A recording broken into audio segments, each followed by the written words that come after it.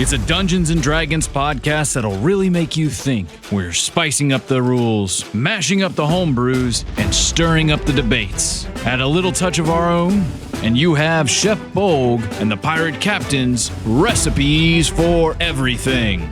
With your host, the Pirate Captain. It's not because I took on an entire ship by myself and walked away unscathed just off good looks alone. Chef Bolgg.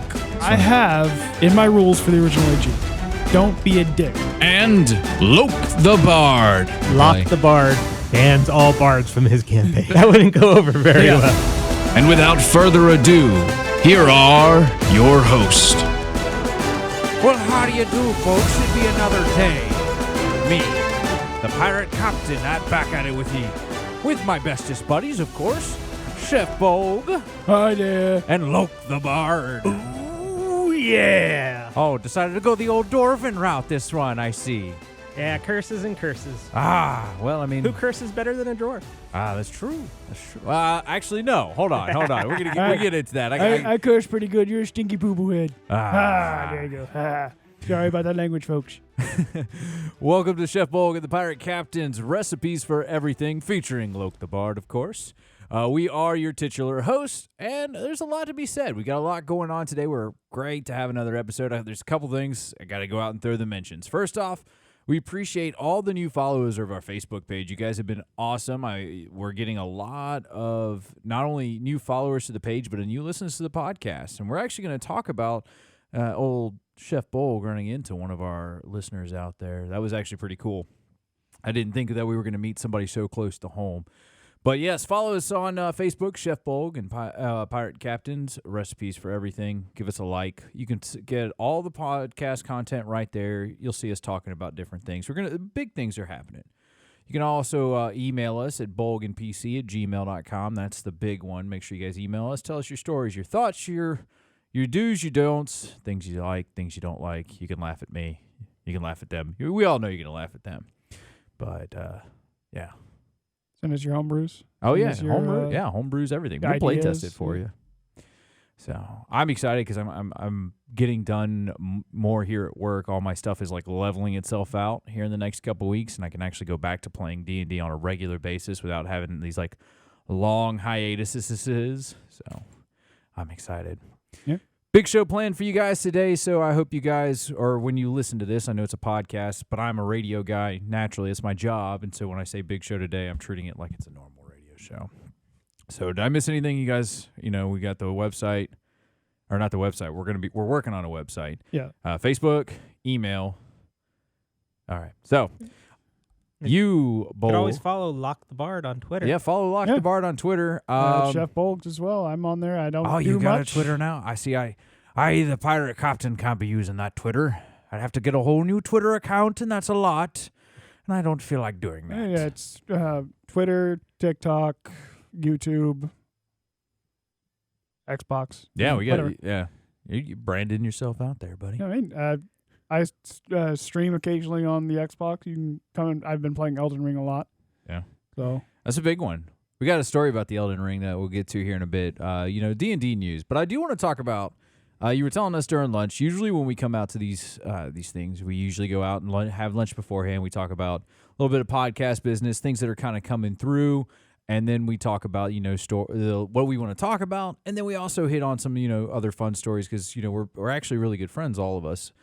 And you were telling me that you actually met a fan of the show. Well, I don't know if she's a fan, but she is a listener, that you met her at one of the local shops. Yeah. I was out. I was wearing our T-shirt, which I made for us so that we could, promote while we're out in the real world. And she was asking about a Dungeons & Dragons comic, and I had piped up. I knew when it was coming out, and the guy said he was going to look it up. I said, no, it's coming out in June. Don't worry about it. And she turned around, saw my shirt, and it's like, oh, or do you listen to them too? I'm like, I am them. I mean, I'm not all three of them, but I am one of them. You never know in radio. Yeah. There's no proof that there's three of us. Yeah. Could be one really talented voice actor. I'm not that talented, so. No. I don't think Brian Hull is that talented to be able to mimic all three of us. But yeah, it was really cool. She had listened to the show, and It was really nice meeting somebody out in the wild. We're still a small podcast, so being able to meet somebody, that's awesome. Yeah. And I really appreciate, her listening and everybody who listens. Absolutely. Yeah, and one of the things you'd brought up was that she was worried about sending in emails because she didn't want to get made fun of or anything like that. And look, if you're a listener of ours, we're going to take your emails serious. We're not that kind of show. We'll make fun of each other, not you. listening. Yeah. Feel free to send emails and ask questions, and maybe you'll hear about them on air. Yeah, that's what we want to do. If you guys are out there and about, and you, especially like one of our go-to places that we hang out, because we've had Shane on air, was because it's a shop owner that we know. But if you go to shops that we've hung out at, places that we frequent, you can always find and expect to see a sticker. Go to Phoenix Emporium Games. They're great guys, and you can get one of our stickers to share with your friends. Slap on your boss's bumper. That way everybody else has to see our name, and you can laugh at him. But Yeah. that business aside, I just wanted you're right. It's really cool to know that there are people out there that like to listen to us. So I want to talk about the King of the Nerds. Everybody here who knows who the King of the Nerds is, right? Henry Cavill. Henry Cavill.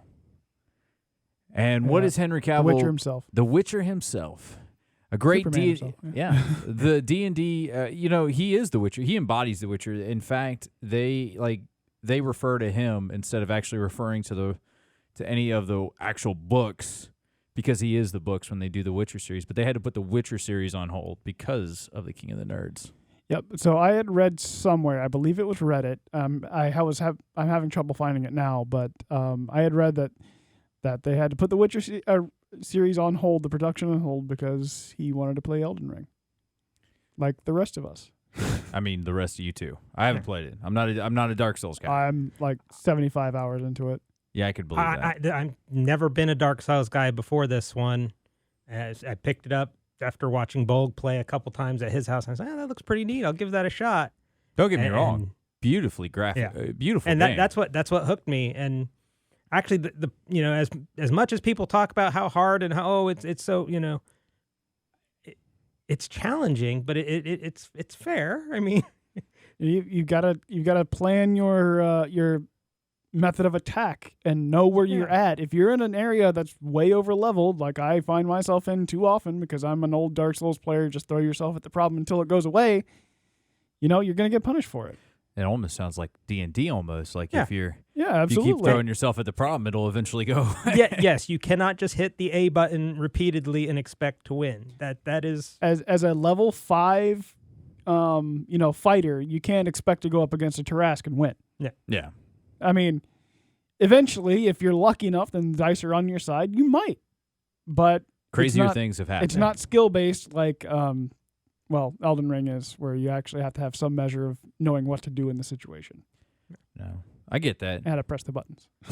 Hey, we sometimes forget about that. Like I think that's actually a great way to kind of like scale encounters, like to help kind of guide players into, maybe if they're getting a little bit off track of what they're supposed to be, mainly for modules. If you're in an open world campaign, it's kind of what your players want to do. But if you want to kind of like make sure that the players are kind of focusing a little bit on the module, if the module's like go investigate the tombs, but we're over in the desert just kind of like hanging out. Okay, hey, look, there's some dangerous looking enemies right there, and I think that's something that we can actually take from Elden Ring is the fact that maybe this area is off limits for a reason right now. It's okay to run away. Yeah, it absolutely is. You don't all have to play it like I do. And that's something I've noticed a lot with modern D&D parties, especially because it is so hard to kill a player off, with healing words and the orcish resistance stuff that they can pop back up. And, it's become a lot less challenging than old editions where, you were really risking every time you stepped out the door. So players have adjusted to that and they're not as likely to, you put the level 1 character up against the Tarrasque expecting them to run away. A lot of them nowadays will actually charge it and try to fight. You think get stomped. And you get stomped. Yeah. You think that's maybe kind of like also helped, maybe it's made it to where that's why players get bored of characters a little bit faster. Like if you notice a lot in these later editions, players kind of get like done with characters a little bit more frequently than they do with the older ones. And maybe it's because the threat of death was a lot more looming in previous editions. Is that just me overthinking something, or what do you guys think? I think that has something to do with it. You care more about things that you have to work to protect. You have to put the effort in to like it. And I mean, it is a build thing. You have to stick with your characters. Not like Elden Ring or Dark Souls, where if you don't like where you're going, you can always put points elsewhere to, if you find a weapon that's awesome but you can't use it, you can always spend a few levels grinding to be able to use that weapon. But you can't do that in Dark Souls Dungeons and Dragons as much. You can now with multi-class being so easy. That was something else in the old editions. Bring back dual classing. Yeah, dual classing versus multi-classing. Like in second edition, you had to start as a multi-class. You could not become a multi-class, and you had to to get to a level 2 fighter mage required the same amount of experience as a level 1 fighter plus a level 1 mage, and you had to start that way from the beginning.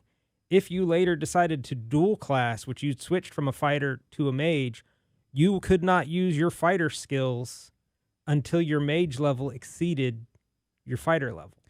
So if you went to 9th level as a fighter and then switched to a 1st level mage, you were stuck 9 levels of mage before you become a 9/9. I think that's a little archaic. Yeah. Because you're sitting there saying that, I'm pretty much brain dumping everything that I know as a fighter just so I can go out and cast a spell. Right. Like that's kind of ridiculous. It's the same way World of Warcraft has when you switch talents. Like I can't be a demonology warlock while I can't use demonology abilities while I'm affliction because I just don't, because it's only with that spec. And I get it, you're trying to create spec identity, but this is just an example, a better way to explain of like, oh yeah, I guess I could use Hand of Gul'dan if I was an affliction warlock if I really wanted to, but I don't. Yeah, and so the multi-classing the way it is now it's designed to be much more fluid, and there is no technical ninja class, but you put half your levels into rogue and half your levels into monk, and you pretty much got an assassin shadow monk. Right. Is basically a ninja. I like that. But I think that there's not enough weight on it because you're saying it's rather easy to multi-class. Do I have the stats? Do I meet the prerequisites? And the prerequisites aren't that heavy. No. The stats are already there, but they're kind of low. Like I think it's like I think the highest stat to multi-class is like 13. Yeah. And that to me, that's rather low. I think that there should be heavier weight, something that kind of like restricts you, because then you get the dudes that are like, well, I'm going to 4 levels of this, and now I'm 4 levels of that. Now I'm 4 levels of that. And you're like, all right, man, we get it. Yeah. All right, you're a freaking bard.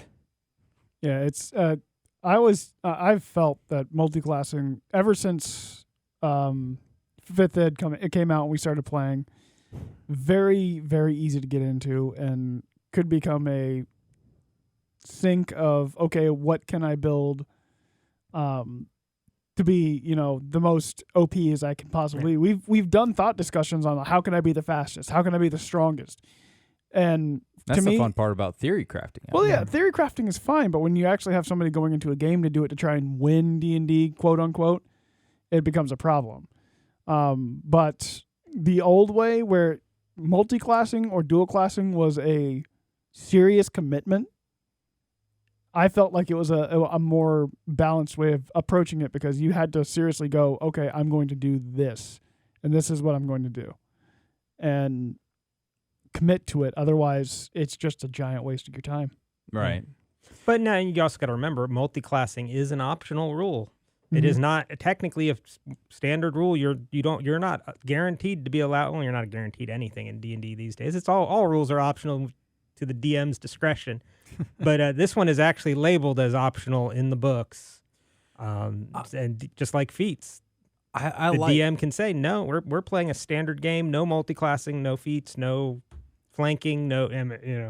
I like the idea though, like you were saying earlier. If I want to build something specific, like I want to build a ninja, because it's a pretty good example. I'm going to spend so many levels of rogue, and then I'm going to spend so many levels a monk, or vice versa, however you want to do it first. And I like the idea that you can build certain classes like that, but like Bolgg is saying, sometimes I think we get those players that kind of take it a little too far, and they're just trying to min-max. And min-maxing's okay. I'm not here to downplay min-maxing, but if that's your whole goal of this game, I think you're misrepresenting what this game can truly be about, because you're probably also the guy that kind of like rolls your die when no one else is looking, and then it's a 1. Oh, look, it's a 12. You know, you roll, you casually knock it over, you bump the table just at the right moment. It's usually and somebody out there can prove me wrong. Absolutely, you can come out there and say, "Hey, no, PC, I think you got it wrong. Min-maxers aren't always cheating on the die." But let's be honest, you're already trying to get the most out of what you're playing. There's probably a good percentage of them out there. I won't say all of them, but yeah, there's probably a good percentage that are the same. The Venn diagram will overlap. At least a little bit, yeah. I don't want to generalize players because it's fun. Like a good friend of ours, we used to go to breakfast all the time, and that was one of our favorite things. Is we'd sit out and we'd theory craft about, you know, what fun would this class be, and how could you do this? Like I wanted to make a wizard that I wanted to make a tank wizard. And I was like, well, he'd have to be abjuration, because he needs to be able to buff himself. He needs to have like something that's going to make, because obviously wizards are generally less tanky. So you'd have to have an abjuration wizard. You'd have to be a dwarf, because you need that extra health bonus that only dwarfs get. Or you could also be an orc with the revival and stuff like that.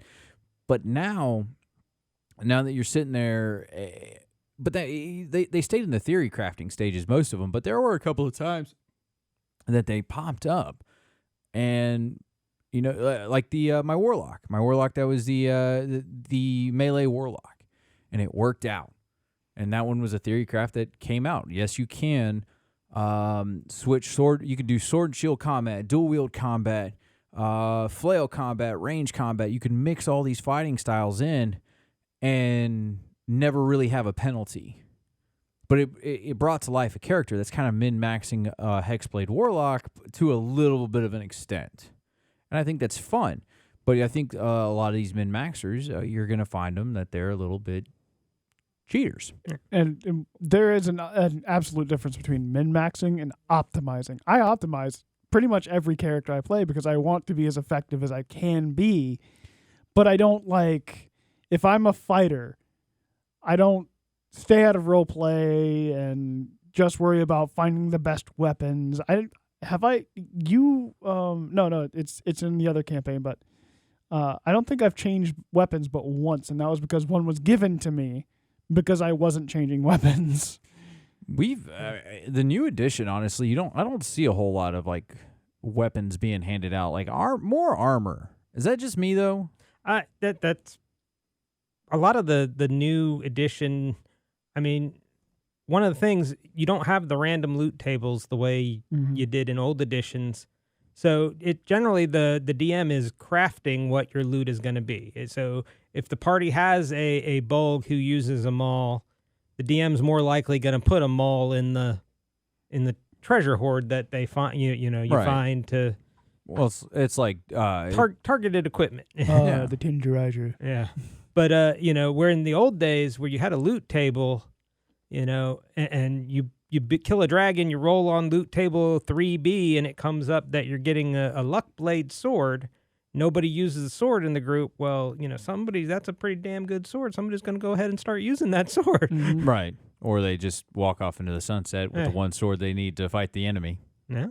That was fun. Alrighty. Big topic of the day. One of the big topics. Top 3 topics. Curses. Can they be used for good? First off, what do you guys define as curses?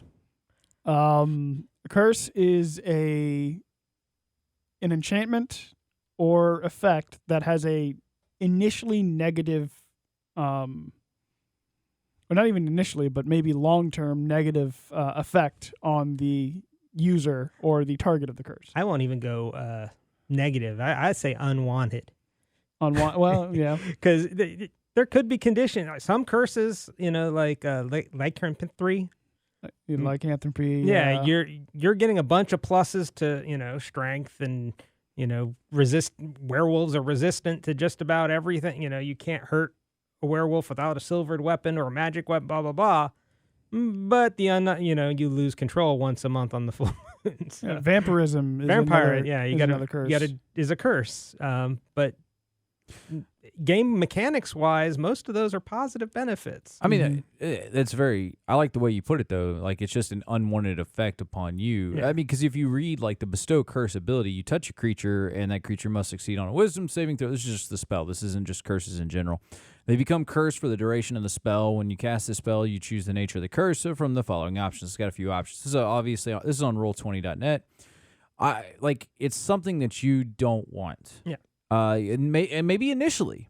Because think about it, how many times can you turn a curse into a blessing? You know, that's a folly of many heroes, is like they're cursed from a start, and now they've got to overcome it, and it becomes their power in the end. It's just it's an old movie trope. Also, Cursed weaponry can be more powerful than regular weaponry, but there's downsides to it. Just in our last session, Nigglewert's character picked up a bow that most people would consider a cursed bow. Mm-hmm. It's a bow that he has to feed every day.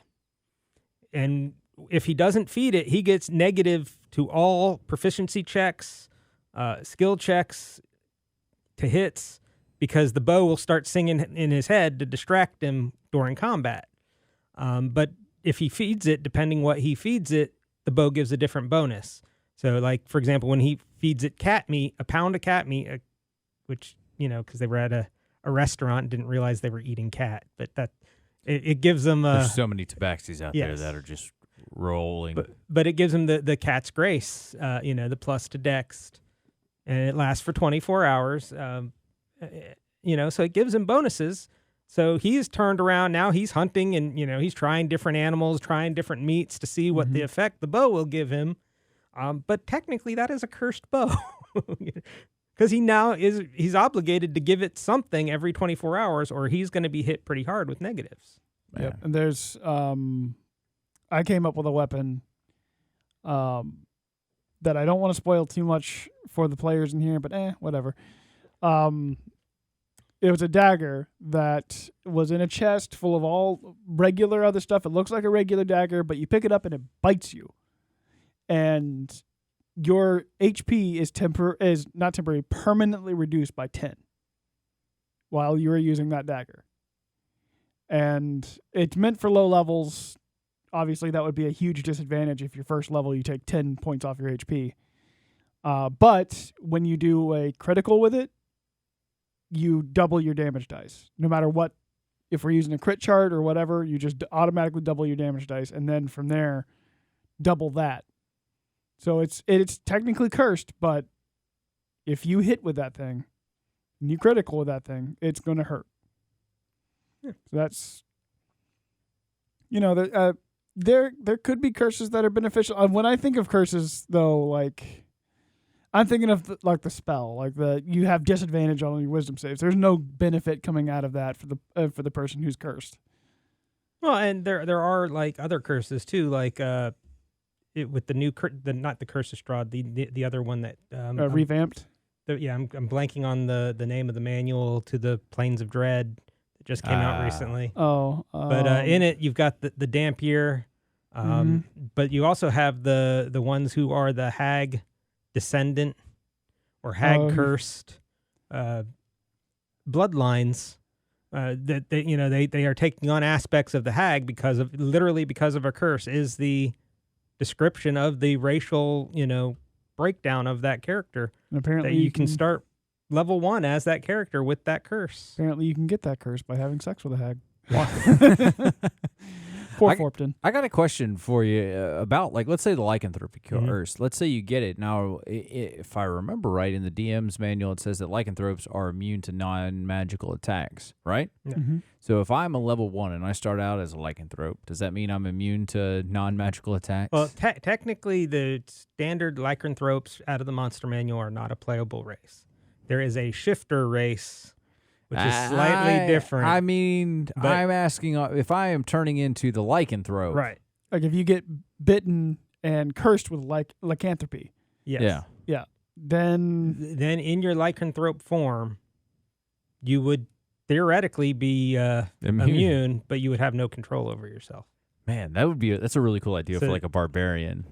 Yeah, but then basically the DM takes control of your character at that point and wreaks havoc and kills your party, and then You wouldn't even give them like a 100-sider to give them the chance to make an action on not that at turn? level 1. Not at level 1? No. Mm-mm. No, your first Well, I few mean, transformations but are think going to be completely berserk. But think No, about that, a though. level 20 hero? Oh, absolutely. But- He would be able to I would give him some kind of But here's the question: with your backstory, let's say you've had this since I wouldn't say since birth. That's a little soon. All right, but if you've had it for a few years, don't you think you would have some control over it? No, and then you play the shifter race who Okay. has the lower. You have control, but less power. So It's a trade-off. here's what I'm gonna say. I'm gonna give you a percentage, 1 in 20% chance, right? All right. If you you got to roll 20-sider die, 20 levels is max level, so I think a 20-siders are great for this. All right. When you're level 1, you have to get a natural 20 before you can actually make an attack. So now you have to make 2 attack rolls, essentially. Let's say because you're attacking, all right? I, as the lycanthrope, am attacking the goblin. I've beast formed. Now I'm in my lycanthrope form. I got to roll a 20. I have to roll a 20 at level 1. All right, if I get it, if I get the natural 20, I can make one action, or I can make my full turn uninhabited, like uncontrolled. So you think that might be a little fair? And then as you go up, the number grows. So now at level 2, it's 19 to 20. Level 3, so on and so forth, all the way down. Is that not a fair trade-off? Well, the downside with that, a lycanthrope is like a werewolf specifically is like what, a CR5? Yep.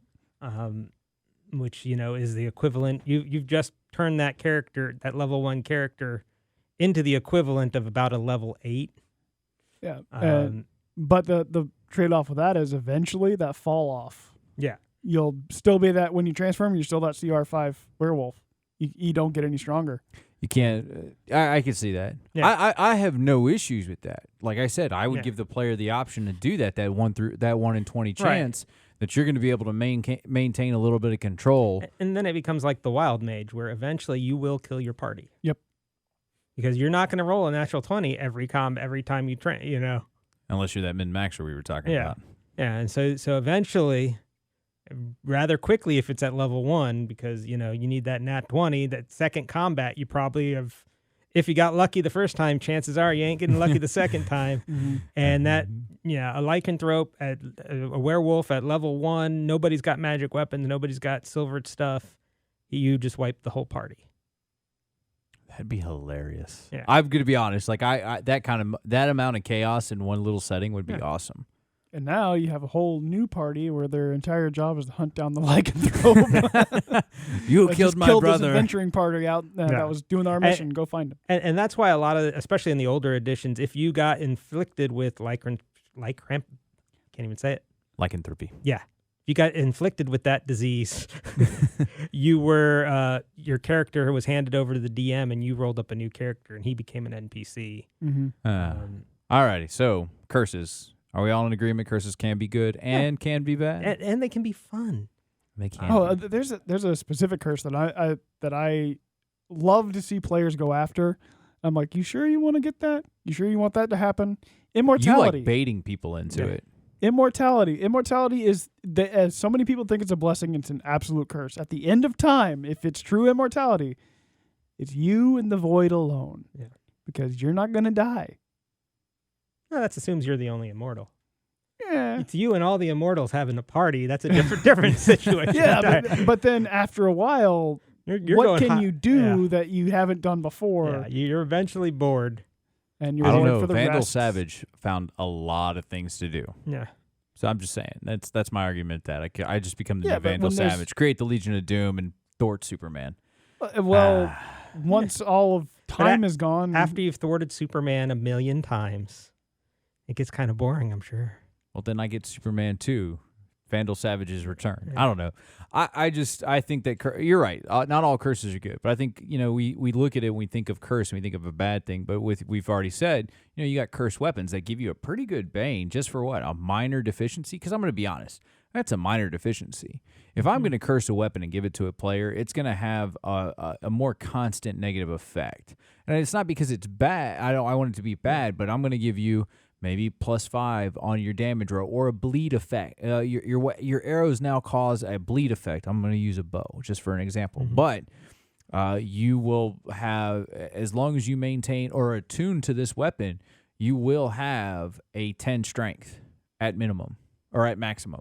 All right, it can go below that, and that's what you're set at. You know, that's circle back around to the Souls games. There's katanas that hurt you when you use them, but they are some of the strongest weapons in the game.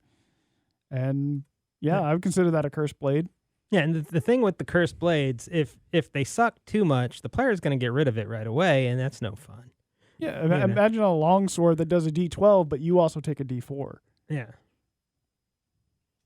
All I right. mean, is that going to be good enough for them to stick with it, or are they going to go get a remove curse and make it move a regular, on? Like this bow, technically, if he does not feed that bow, that is a disadvantage on everything. That's a pretty harsh condition. But he can feed the bow just about anything. I mean, if he starts feeding it his own hit points or blood, or to avoid that disadvantage, but he hasn't got rid of this bow yet, and actually is actively seeking new things to feed it because it is a fun, mechanic that he's got that, And how far can you push that? If he starts doing things, nefarious just to make sure that it's fed, does his alignment drop? Yeah. That's... Speaking of nefarious, there are players out there that cheat. I'm just saying. No. I mean, they're DMs that cheat. Can you cheat in a game you can't win? Yes. Well, yeah, I mean... Is it really cheating? I mean, it is no cheating. win? Think about it. We were talking about our min-max friends that are, oh no, another 4th natural 20, despite the odds saying that this is literally almost impossible. Not impossible all the way. A DM fudging the roll behind the screen so that the party survives, is that cheating? Yes. It's technically cheating, but it's a rule that most people will break because it's no fun TPKing. Do you consider... most people consider it no fun. All right, so with law, ignorance of the law is no excuse when you come to the court, right? Yeah. Mm-hmm. So do you find ignorance of the rules no excuse? Like if you don't know how the bouncing flaming sphere works, and we bounce that along for several games before we kind of like look into the rule and we go, oh, you can't do that. Yeah. Is that ignorance of the... Are you going to consider the player cheating? Well, and if it's not done maliciously, like my bard, I was using cutting words, and I had completely forgotten that my type of bard can't do it, and so it was ignorance because I wasn't paying attention, but at the same time I wasn't maliciously cheating the system. Yeah.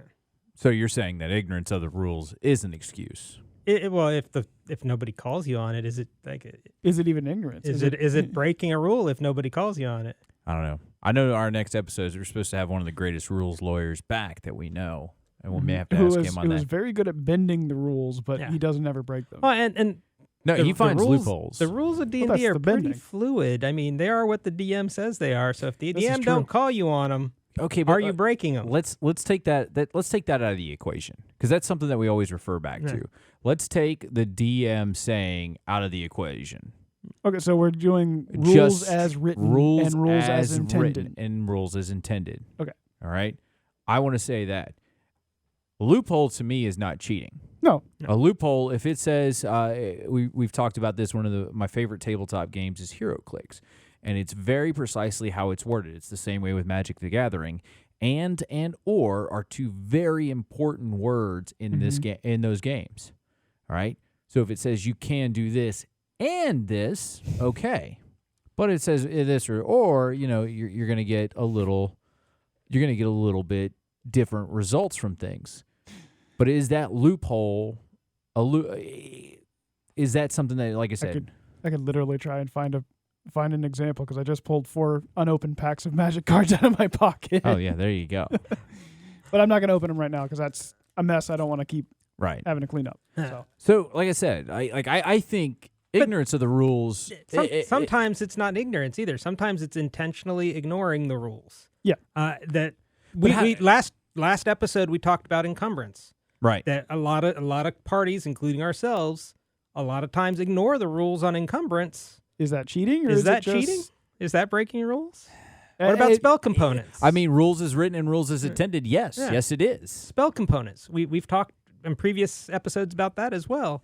Yet again, Yeah. rules is written and rules Well, is intended. Yeah. Yes. Yes, it is. I came up with a spell components thing where, like, I think in my games from now on, you can't choose an arcane focus. You got to go with the components. But if you buy an arcane focus, it eliminates the material need. I mean, I think it should And honestly also the be price. that. The price is going to be high for arcane focus. I agree, but I also disagree with that. And it's because if you're a wizard, that's Wizard Harry. Yeah, I'm a hairy wizard. If that's what I've done for all the way up to starting this, I've done this for a little bit. I'm not saying I'm an adept person at this when I start the campaign, but when I start the campaign, I've done it for long enough that I have a few things under my belt. I should have some kind of focus. I don't think sorcerers should. I think warlocks should. I think warlocks, clerics, and wizards, I think should. I think bards and I don't think bards, sorcerers druids, should use Components at all. Yeah, they should. because they're the channel the power through them, through their bloodline, through their I can see that. Yeah. I can Do see, the- I can see and agree with that, but that also needs to cut back on the spells that they can cast. Well, bards are the same way. They use music I hate or bards. I don't hate bards, but I speech hate or bards. instruments as their focus. They shouldn't need material anyway. Yeah, and that part of that goes back to the consolidation of all magic into a single unified system kind of breaks some of the things like material components, because if you could only throw a fireball as a wizard, and wizards would need a bat guano and super cheap, easy to get component. I'm out here scraping out bat guano. Yeah, not a big deal. But now when you have a cleric that can throw fireballs, you have bards that can throw fireballs, sorcerers and warlocks that can all throw fireballs, does it make sense that their fireballs would also require bat guano? So rules as intended state that they should be able to cast these spells, but me as a DM would want to say that sorcerers, if that spell can't physically come from you, like it almost like the best way I can explain it without like cheapening what I want to say is like think of like touch spells or breath spells. It's kind of something that you can physically manifest without needing spell components. I think that should limit down to what they can do, because now you're saying that yes, you don't need a spell focus, but you still get this expanded library. Sorcerers may not have the library that a wizard or a bard have, but they still have a pretty extensive library. I would say the sorcerer could use a spell focus. Makes sense with a sorcerer because it's something to help them concentrate. I just say material components don't make sense with the sorcerer. But now you're giving a weighted side to the sorcerers, and you're saying that okay, hey, look, you don't need to be tracking all this stuff. And yet again, there we go. Rules is written, rules is intended. Well, then you have the wizards have their spell book. Once they copy it down into their spell book, but that's where the prepared spells come into play. Yeah, but known spell which is also a crap rule. The number of known spells for a sorcerer is severely less. Than what a wizard can learn. I mean, wizards basically have an infinite number of spells they can know. Wizards can literally learn everything. Yeah. And there's but we can only have so many prepared. Yeah, but sorcerers are limited to that. They can only know something like 2 per level, plus they're a couple extra. It's a very small number. You can look up the chart if you like, but it's a very small number that they can actually know, which takes away a lot of the you don't take a lot of the utility spells when you're playing a sorcerer, because you've got to focus on your direct combat damage and safety spells to keep yourself alive through the fight. Whereas a wizard can have a whole book full of extra spells that he can then cast, especially the ritual stuff. Yeah, that he doesn't even need a spell slot for, that he can just cast straight out of the book. Doesn't have to have prepared. Like all the identify magics and the detect magics and read magics, much more likely to take those spells as a true wizard than you are gonna as a sorcerer. Yeah. And 15 spells. Yeah. By the end of it, they know 15 spells. That's not to include cantrips. They get 6 cantrips. Yeah, and then they get their proficient, not their class spells, charisma modifier. Yeah, so they also get, so their out of 20, that's an extra 5. I mean, that's still That's it may 20 not spells total over 20 levels. That may not seem like a lot, but that's still a lot. All right. Like I said, if you're gonna That considering you got 9 levels of spells, you're talking 2 spells per level. That's it. That's all you know. that's fine, but you're not. Why are you gonna severely? Why are you gonna severely handicap in favor of the sorcerer versus the wizard? Well, that's what I'm not. That's what I'm trying to get at. Like, if you're gonna tell me that you don't need an arcane focus as a sorcerer. No, I'm saying you need an arcane focus. You don't need Or the material components. components. Sorry, I'm sorry I keep getting that backwards. The material components for the sorcerer, but everything else does. Because what are we going to do to like limit the bard? The bard can do whatever the hell they want, and that really agitates me. Yeah. Because now, why would I be anything else? I could just be a bard and do it all. Yeah, and that's why bards are the greatest. They're not. We've had this conversation. Yes, and I won. Yeah. No, you didn't. Again. We won because we're on the same page. All I'm saying is, we get back to the spell components again, man. That was like a first episode deal, and we're back here at it again in the spell components. And again, it's one of those rules that a lot of people just flat out ignore because it. Yep. Just It's like almost to the benefit of every class to ignore it. Yeah. It seems like it's a benefit, but I think that's one of those things that when we ignore it, we're not choosing to cheat. By rules is written, rules is intended. We're not choosing to cheat, but we do it yeah, you're right, to make the game easier, but I think it heavily favors certain classes when you do that, and other classes kind of get shysted by the things that make them unique. Yeah. Think about druids. Druids should be able. There's no reason a druid shouldn't be able to walk out and go, yeah, here's a good berry, or here's the mistletoe for the good berry. They should have that natural ability, and that takes away from like something that would make them more unique, which now separates them from the bards. Yeah, I mean, and that goes back. I mean, technically, by rules as written, the bards need the material components too. That may help limit the power of bards. Right. There's a power creep in bards that they are omnipowerful. God, you guys get me back on this all the time. Well, and I can't stand it. The thing, it's the same issue you have with encumbrance, though. The tracking and the minutia that the player will have to do is so much more with tracking material component. There's no way a DM, especially at a table of 8 people, Right. almost every class nowadays can cast some form of spell. All Even rangers, barbarians, I think like even almost without a feat. Yeah, almost every class has some kind of so for the even if they don't, they can't get that feat to get the access. Yeah, and so for the DM to be expected to track the spell components around the table to make sure nobody's cheating, and I bought black guano back at that town, and I've only used it once, so I've got plenty of black guano left. That it becomes. I guess it's a lot of me to ask for. I don't know what's the word I'm looking for. Integrity. That's the one. And I'd like to get a little bit of integrity out of the players. I think it's an important factor in this because I don't think you're out downright cheating when you do that. If you're breaking the rules as written, rules as intended with material components, it's not that you're trying. You're not doing it with encumbrance and stuff. It's the minutia. You're trying to keep the game flowing, and you're right. You can't overly. But we as players, and we knowingly break that because I know I don't have back guano, but I'm going to go out here and cast fireball. That's cheating. That's maliciously cheating. Look at the character sheet. How many character sheets, whether they're the generic ones you get from Wizards of the Coast or the specialized ones on websites, how many of them actually list spell components in the spell list section? I don't know. That's a good question. I've never seen one. But I think that goes into your inventory selection. Like you should have honestly on the backside of my paper. They all have a generic spell component pouch in their inventory, which all their components magically are in. That's true. And nobody tracks them. Yep. How many people even use the stuff that they get from their starting kit without selling it? Like if you have to use your initial your scholar's pack, how many people use that stuff? Yeah, the food rations out of your pack. How often are people counting? I do. Yeah, I actually I keep track of water and stuff every time I play because it's a big thing. Yeah. I like that. I think that immerses us in. And I think that if you're ignoring those parts, like, yes, you're malicious. If you're ignoring encumbrance, I can see. I can get that one. That there's a lot, because that's a lot of math and details. But spell components, I think, is a lot easier to track. And not only is it a lot easier to track, that you as a player should be held to a higher standard. And I think you are maliciously cheating when you ignore spell components. Fast forward, because we've traveled 2 weeks.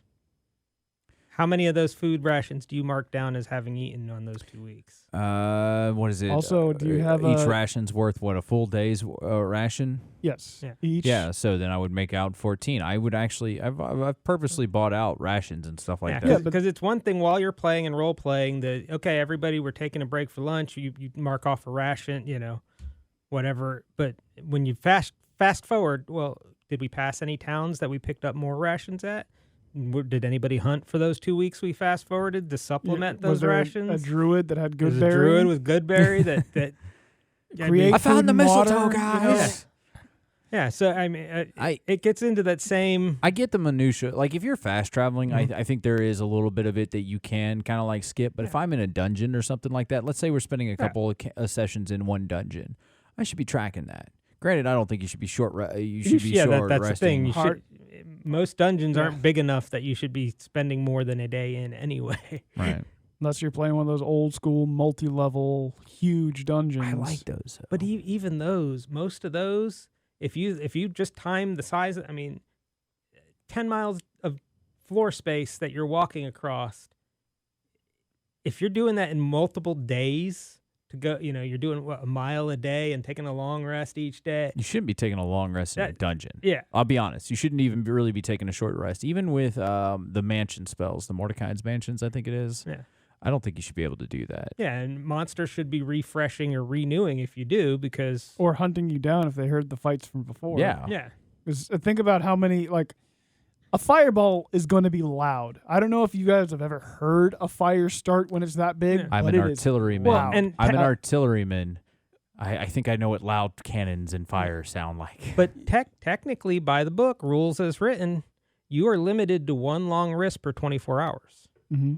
So And that's another one that people will casually break. Casually break, because everybody's hurt, everybody's out of spell slots. all right. They take a long rest, even though it's not been 24 hours since they took their last long rest. So we have casually broken and then maliciously broken. Yeah. All right. So okay. Spell components is a casual. I think it's malicious. I think when you disregard your spell components, you're malicious. Spell components, I think, is more casual. Spell slots is malicious. Spell slots are malicious. That's Absolutely. malicious. There are a lot of people that blow those spells. Oh yeah, I took a short rest. No, you didn't. You count. Yeah, how many fireballs did you cast at third level? 5? I don't think so. Right. So I can say that I can 100% agree on that. Spell slots are there. What's another rule that you guys think is maliciously or casually broken? Well, like we'd said, the encumbrance, Outside of those, Yeah, so the out of encumbrance, those are ones we're saying are casually broken. I'm still spell components. I'm maliciously, but one that can be both casually and maliciously is your bonuses. I miscalculate my bonuses all the damn time, and that's a casual break of the rules. with the attacks and stuff like that. But it's usually lower. It's almost never higher. Yeah. But the malicious ones where they do it where they're like, I'll give myself a +1 on this attack, just to get that little extra damage. right. But that's one that they'll maliciously break. I see it. Or you often. use your dex based attack on a truly melee that should be a strength based. But you need that extra. Your dex is better than your strength. So make a wisdom save. Okay. I'll use my charisma +3. Yeah.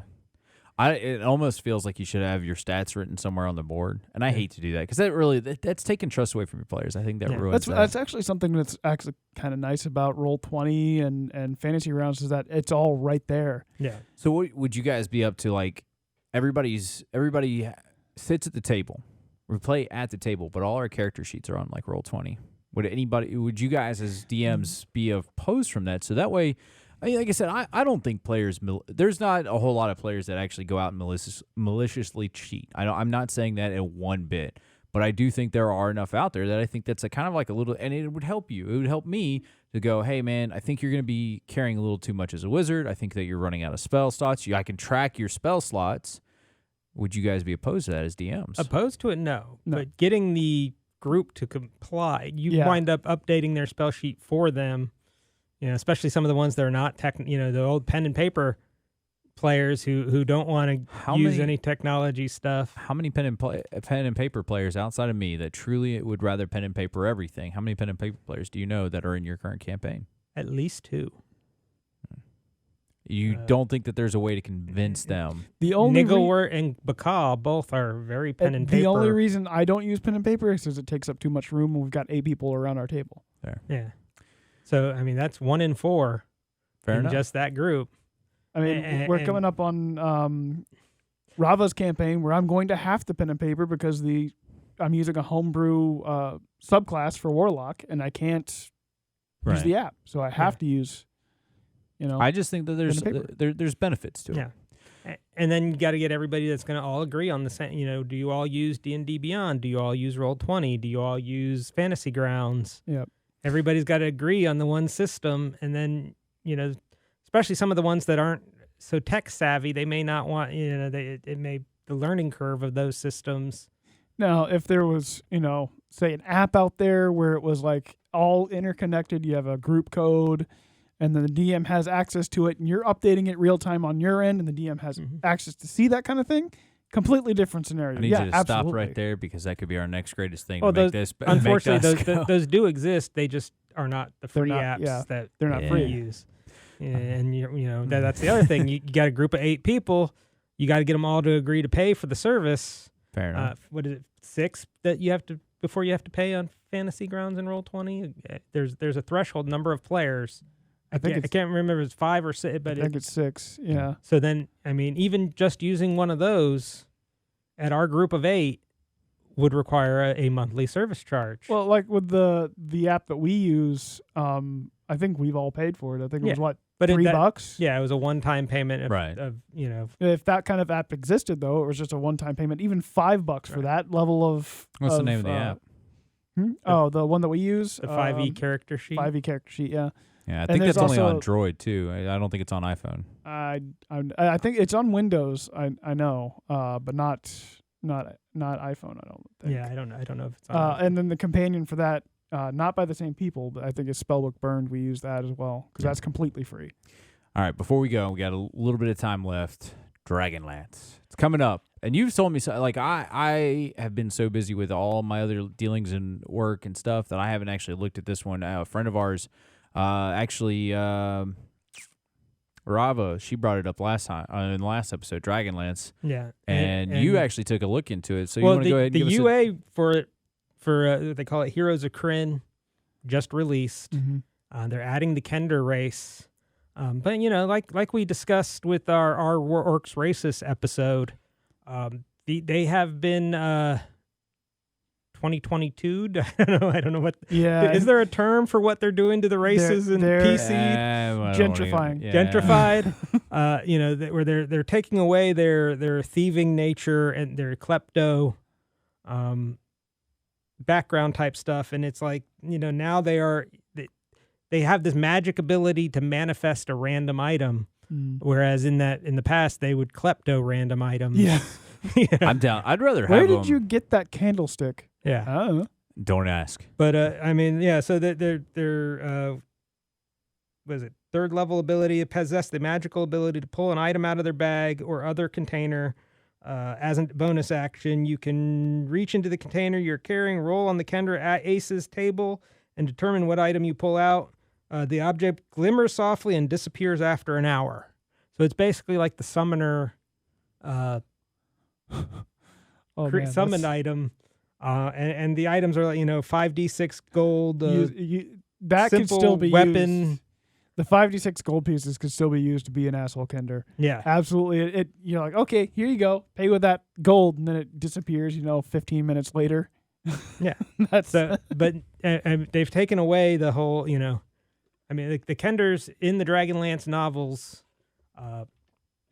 They had a societal norm of nobody owns anything.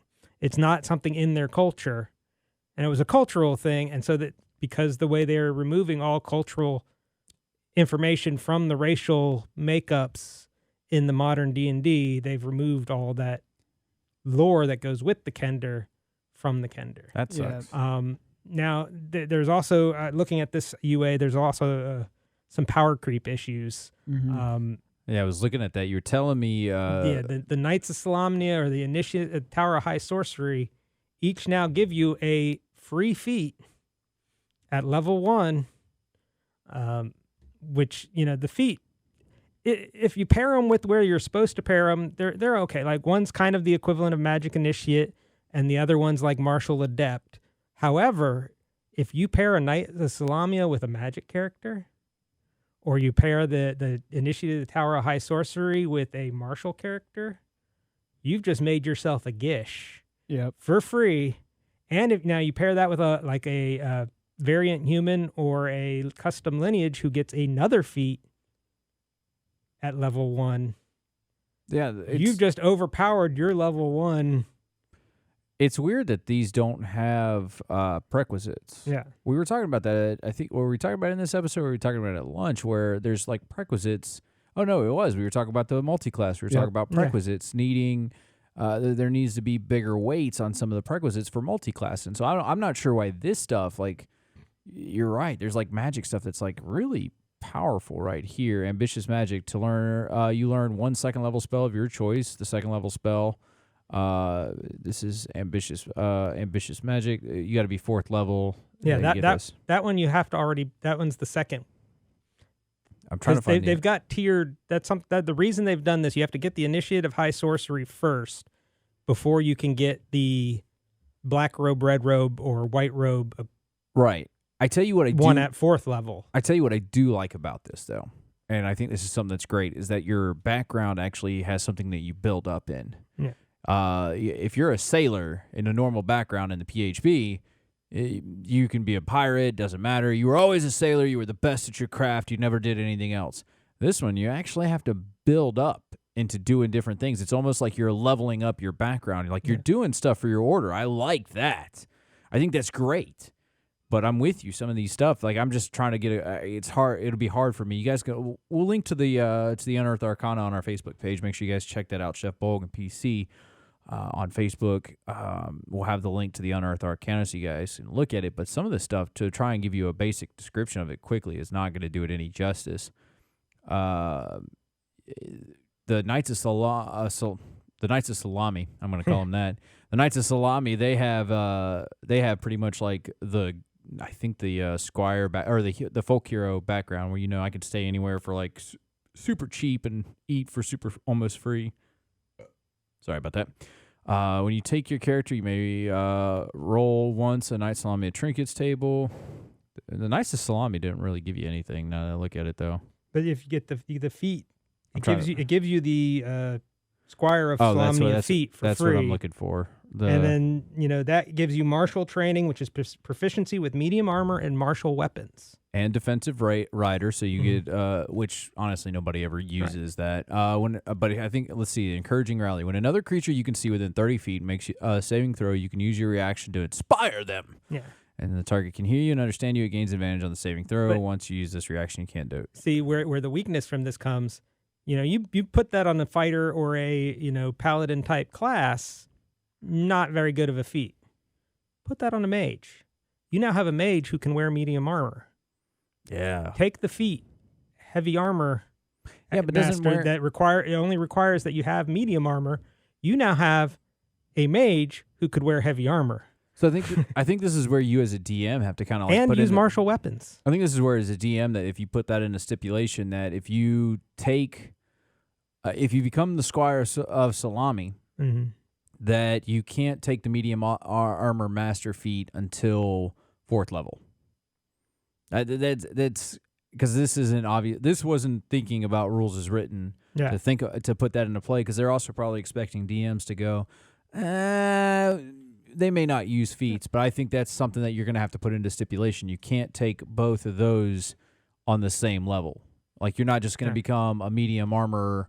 Well, you could technically become a heavy armor mage at level 1 using this feat and that you get for free as this background, and the heavily armored, because the prereq for heavily armored is that you have proficiency in medium armor. So here's what I'm saying. Yeah. As a DM, I have to DM this situation. You can't take both same level.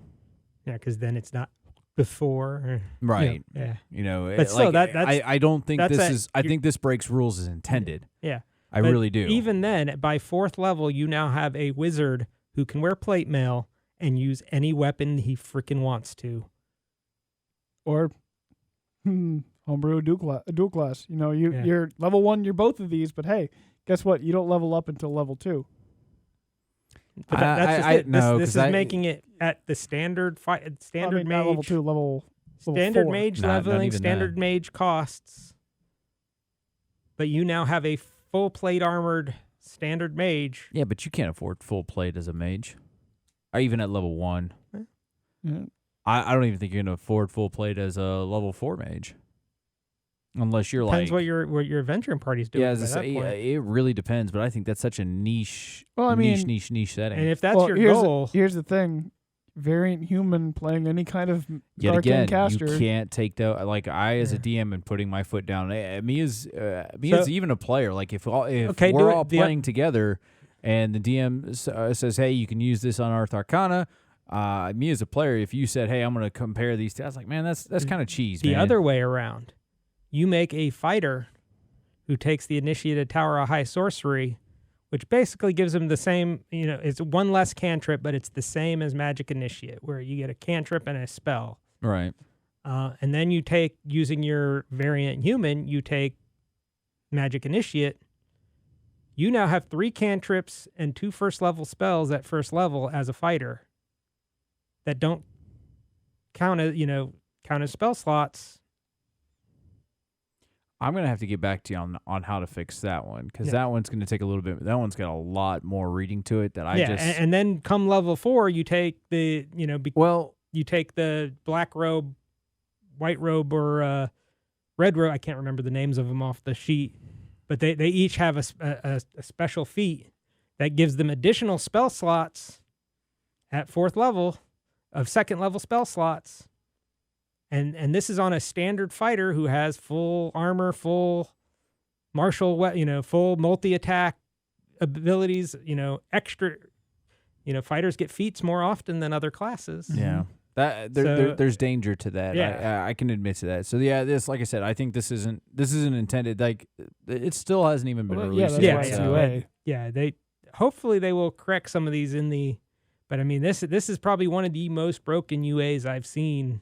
Yeah, just on initial release. When's Yeah. this one supposed to be released? That we don't know. There is a new novel for Dragonlance that is coming out, I believe, in November. You have to, don't quote me on that. I'm not looking it up, but I believe it's November. So I would not be surprised if the It'll be around the same. book, manual, campaign setting, whatever it is, I would not be surprised if it came out around the same time for synergy and Which No. advertising some of reasons. you younger listeners who don't know what the hell Dragonlance is or Dark Sun or anything we've talked about in the past, I don't condone going and pirating it, but go to the library. You can. I mean, I have a book checked out right now by Ed Greenwood from Dragonlance Chronicles.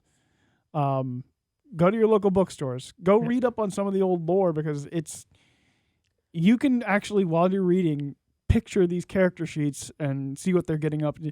Any of them, really. Yeah. Not just Dragonlance, but the Forgotten Realms. Bob Salvatore, Richard Lee Byers, Ed Greenwood, any one of them. Luke Gygax has stuff out now. So go for it and learn where this game used to be and how far it's come. And they had released an annotated copy of the original Dragonlance trilogy. And there are notes in there where, when Tanis missed his bow shot in the beginning of the first chapter of the first book, that was the first time in most people's knowledge that they saw anybody with elven blood ever miss a shot in a book. Well, what it was is the book was written based on their gameplay at their table, and the person who played Tanis made the roll, and the roll missed. So in the story, he misses. That is the way they put the story together, and you'll see a lot of they were a lot of the what is the modern style of role playing, where it went from the war games on a map to more the storytelling role play version of what modern role playing is, owes a lot to these Dragonlance Chronicles, and that's why a lot of us old timers are very nostalgic for these particular stories. I'm looking forward to when that book comes out. Yeah. It's gonna be good. Well, I'm looking forward to a lot of things. I appreciate everybody who's been listening. I'm not going to say the same things that I'm going to say here in a bit anyway, but I appreciate everybody hanging out with us today, listening to this episode. You guys have been great. And as always, say goodbye, Bolgg. Goodbye, Bolgg. Say goodbye, Loke. See ya. Goodbye, Bolgg. Oh. We appreciate you listening to Chef Bolgg and the Pirate Captain's Recipes for Everything, featuring Loke the Bard, of course. Make sure you go find us on Facebook to see what old concoctions Bolgg is cooking up in the kitchen. And if you want your emails read, then email us at bolgandpc@gmail.com. And as always, happy adventures. Yarr.